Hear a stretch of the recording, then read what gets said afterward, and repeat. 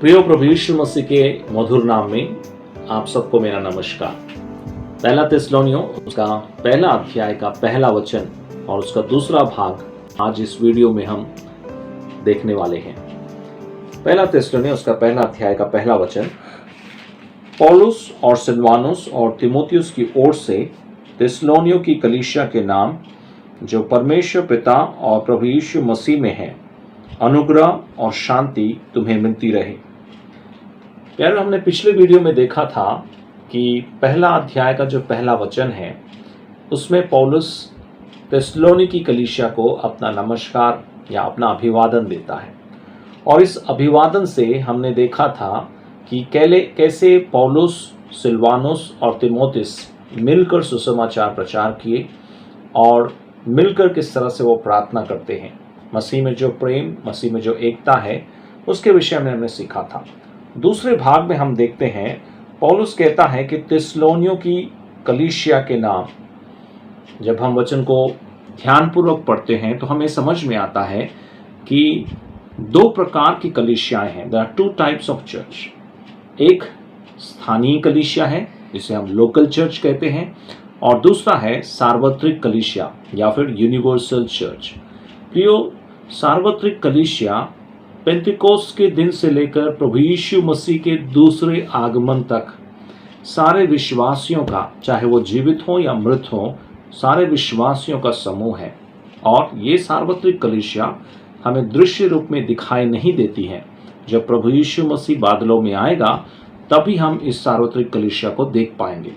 लेकिन स्थानीय कलीसिया एक स्थान में पाई जाने वाली कलीसिया है जिसे हम देख सकते हैं, जिसमें आप और मैं भागीदार हैं।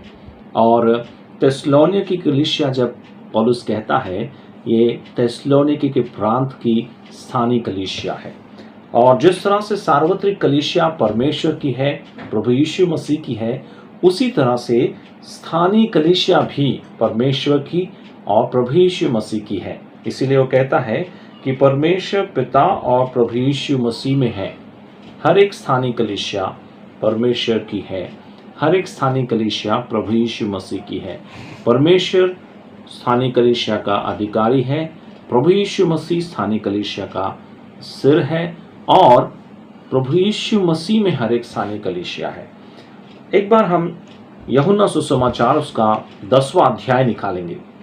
यूहन्ना सुसमाचार उसका 10वां अध्याय में प्रभु यीशु मसीह अपनी भेड़ों के बारे में इस तरह से कहते हैं। आइए देखते हैं यूहन्ना सुसमाचार उसका 10वां अध्याय और उसका 28 और 29वां वचन, जहाँ पर प्रभु यीशु मसीह कहते हैं, यूहन्ना 10 का 28 और 29, और मैं उन्हें अनंत जीवन देता हूँ, वे कभी नष्ट ना होंगी और कोई उन्हें मेरे हाथ से छीन ना लेगा। मेरा पिता जिसने उन्हें मुझको दिया है सबसे बड़ा है, और कोई उन्हें पिता के हाथ से छीन नहीं सकता। मैं और पिता एक हैं। वर्स 30। यहाँ पर हम देखते हैं प्रभु यीशु मसीह कहते हैं कि कोई भी मेरी भेड़ों को मेरे हाथ से छीन नहीं सकता और कोई भी उन्हें पिता के हाथ से छीन नहीं सकता है। एक विश्वासी की जो डबल सिक्योरिटी है उसको हम देखते हैं। हर एक विश्वासी प्रभु यीशु मसीह के हाथ में है और पिता परमेश्वर के हाथ में है। उसी तरह से स्थानीय कलीसिया परमेश्वर पिता की है और प्रभु यीशु मसीह की है। और उसके बाद वो कहता है कि तुम्हें अनुग्रह और शांति मिलती रहे। इब्रानी उसका 4 का 16 में हम पढ़ते हैं कि हम अनुग्रह के सिंहासन के पास आकर उस अनुग्रह को प्राप्त कर सकते हैं जो आवश्यकता के समय हमारी मदद और सहायता करता है। हम यूहन्ना उसके पहला अध्याय में पढ़ते हैं कि अनुग्रह प्रभु यीशु मसीह के द्वारा आया है, और पौलुस कहता है कि निरंतर तुम प्रार्थना के द्वारा इस अनुग्रह को प्राप्त कर सकते हो। उतना नहीं, शांति के विषय में भी पौलुस कहता है फिलिपियों उसका 4 अध्याय में कि तुम्हारे सारे विनती, निवेदन और आवश्यकताएं प्रार्थना के द्वारा परमेश्वर के सम्मुख लेकर आए जाएं, और तब मसीह की शांति जो तुम्हारे समझ से परे है तुम्हारे हृदय में राज्य करेगी। यानी कि अनुग्रह और शांति को निरंतर प्राप्त करने का जो मार्ग परमेश्वर ने हमारे सामने दिया है वो है प्रार्थना। उतना ही नहीं, हमारे मसीह जीवन में प्रभु की सेवकाई करने के लिए हमें अनुग्रह की आवश्यकता है और शांति की आवश्यकता है। बिना अनुग्रह और बिना शांति के हम परमेश्वर की भरपूर सेवकाई नहीं कर सकते हैं। पौलुस अपने अभिवादन में मसीह जीवन की सच्चाई को व्यक्त करता है।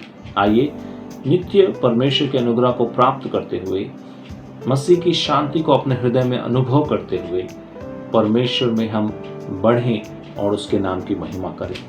इन वचनों से प्रभु हमें आशीषित करें।